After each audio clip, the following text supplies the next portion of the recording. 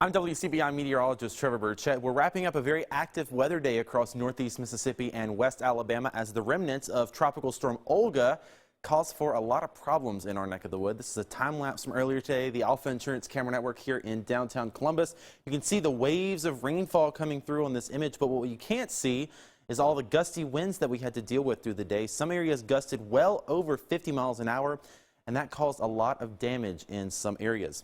Here's a look at the rainfall amounts over the last 24 hours. This is not the storm total, though. Keep in mind, most of the rainfall fell more than 24 hours ago, but even in the last day or so, most of us have picked up about an inch to right at an inch, and you can see the heavier rain, upwards of 3 to 4 inches today, set up in West Alabama. So not as heavy rain today, but still some pretty heavy rain. And obviously, as I mentioned, gusty winds. Tupelo just afternoon gusted over 70 miles an hour.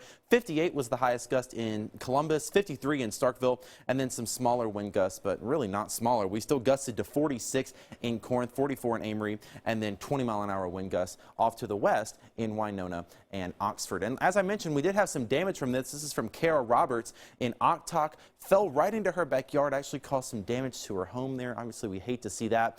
Same story in Louisville. Robin Black had some damage to her vehicles there as a pretty sizable tree fell near her home. And then in Hulka, this is from Wyatt Underwood. Check out those school buses just absolutely decimated by that huge tree that fell on top of those. Luckily, obviously, school not in session today, and no worry with the kids in those. Remember, if you want to see your photos on TV, you can send them to us on Facebook, Twitter, and Instagram, and also on our email address, weather@wcbi.com. You'll notice overnight tonight, winds start to calm down just a little bit, 5 to 10 miles an hour. That's a lot more manageable. We'll be down to right around 50 degrees as those clouds slowly make their way out of here.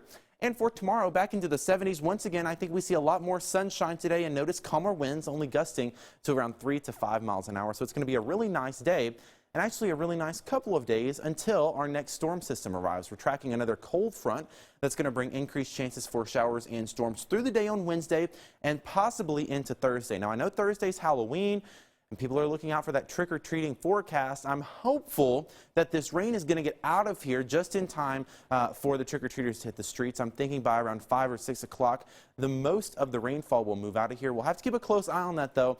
Maybe have an indoor plan just in case the forecast swings one way or the other. You'll notice those rain chances, that's really about it for us. Wednesday and Thursday looking pretty wet. We're dry on the front end of that. Temperatures back into the 70s. And then after that, some of our coolest weather of the fall so far. Highs only in the 50s for Friday and Saturday.